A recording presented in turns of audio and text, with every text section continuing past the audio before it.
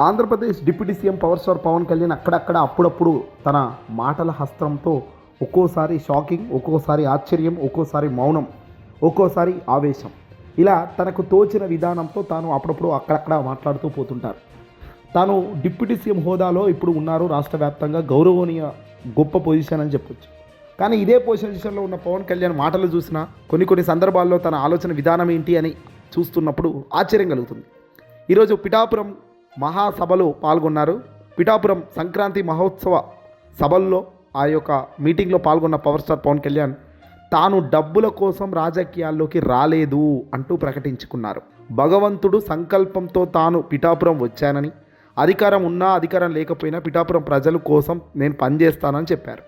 పిఠాపురంలో పక్షి ఈక పడినా ఏదో జరిగిందని కొందరు ప్రచారం చేస్తున్నారని, గతంలో మాదిరిగా పిఠాపురంకి వచ్చి గొడవలు చేద్దామనుకుంటే ఏరి వేస్తా అంటూ వార్నింగ్లు ఇచ్చారు.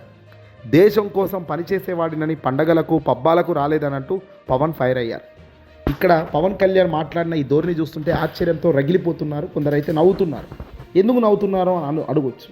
ఆ అర్థం చేసుకునే విధానంలో తప్పులు ఉన్నాయా, లేకపోతే చెప్పేవాడిలో తప్పులు ఉన్నాయో అర్థం కావడం లేదు. ఎందుకు అంటే డబ్బుల కోసం నేను రాజకీయాల్లోకి రాలేదని డిప్యూటీ సీఎం తాజాగా పవన్ కళ్యాణ్ అంటున్నారు.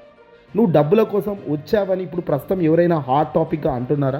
పవన్ కళ్యాణ్ ఏమైనా డబ్బులు తీసుకుంటున్నారు అని పదే ఎవరు అంటున్నారు?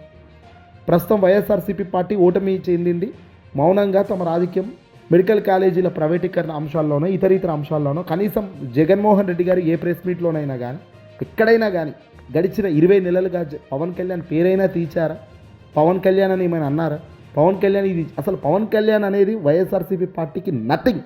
వైఎస్ఆర్సీపీ పార్టీ జగన్మోహన్ రెడ్డి గారికే కాదు, ఆ పార్టీలో ఉన్న పెద్దలు కూడా పవన్ కళ్యాణ్ పెద్దగా ఎవరు కూడా పట్టించుకోవడం లేదు. ఎందుకంటే అది పూర్తిగా పవన్ కళ్యాణ్ చంద్రబాబు ఆధీనంలో నడుస్తున్నాడు తప్ప పవన్ కళ్యాణ్కు ప్రత్యేకమైన రాజకీయ వ్యూహాలు, రాజకీయ ఆంక్ష, రాజకీయ కోరికలు లేవు. కాబట్టి మరి ఈరోజు అదే పవన్ కళ్యాణ్ నేను డబ్బుల కోసం పనిచేయట్లేదు అంటున్నాను. నువ్వు డబ్బుల కోసం పనిచేస్తున్నావు అని ముందు ఎవడన్నాడు?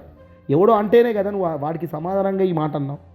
డబ్బులు కోసం నువ్వు రాజకీయాల్లోకి రాలేదు, బాగుంది. భగవంతుడు సంకల్పంతో పిఠాపురం వచ్చావు, బాగుంది. పిఠాపురంకు వచ్చింది వర్మను పక్కకు తోసింది భగవంతుడా, నువ్వా? పిఠాపురం అనే నియోజకవర్గంలో నువ్వు ఉంటేనే గెలిచే పరిస్థితి ఉంటుందని గ్రహించి ఆయా లెక్కలు వేసుకొని వర్మను సైలెంట్ చేసిన టీడీపీ చంద్రబాబు నాయుడు గారు ఆ ప్లేస్ను ఆక్రమించుకున్న నువ్వు గెలిచావు, సంతోషం. అధికారం ఉన్నా అధికారం లేకపోయినా పిఠాపురం ప్రజల కోసం పనిచేస్తానని ముందే ఈ మాట అనేస్తున్నాం. రేపొద్దున ఎలాంటి పరిణామాలు నీ వైపు వస్తాయో, నీ నెత్తి మీద ఉన్న బీజేపీ, నెత్తి మీద ఉన్న టీడీపీ ఎప్పుడు ఏ అడుగులు వేస్తుందో తెలియనప్పుడు ఇలాంటి మాటలు, ఇలాంటి వ్యాఖ్యలు చేయకూడదు. రేపొద్దున అధికారం లేకపోయినా, లేకపోతే అధికారం ఉండి వేరే నియోజకవర్గాన్ని నిన్ను నిలబెట్టాల్సిన అవసరం ఉన్నప్పుడు లెక్కల మాదిరిగా ఏదైనా లెక్కలు మారుతాయి రాజకీయాల్లో. అప్పుడు ఇదే ప్రజలకు మళ్ళీ అన్యాయం చేసినట్టు అవుతుంది కదా. పక్షి ఈక పడినా నన్నే తిడుతున్నారు అంటున్నావు. ఎవరు తిట్టారు? ఏ పక్షి ఈక పడింది? గతంలో మాదిరిగా పిఠాపురంకి వచ్చి గొడవలు చేద్దాం అనుకుంటే ఏరి వేస్తా.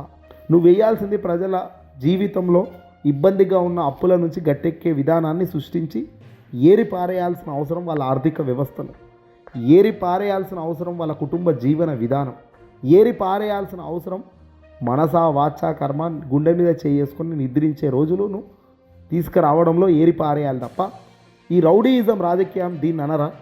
మీరు ఏ తెలుగుదేశం పార్టీ వ్యక్తులైతే, ఏ జనసేన పార్టీ వ్యక్తులైతే గతంలో వైఎస్ఆర్సీపీ వాళ్ళను, జగన్మోహన్ రెడ్డి గారికి సంబంధించిన ఎమ్మెల్యేలను, మంత్రులను, రౌడీలను పోలుస్తూ తిట్టేవాళ్ళు, ఈరోజు అదే వేషధారణ, అదే మాటల తీరు నీలో ఎందుకు రోజుకు పెరుగుతుందని వైసీపీ వాళ్ళు కూడా బలంగా అడుగుతున్నారు.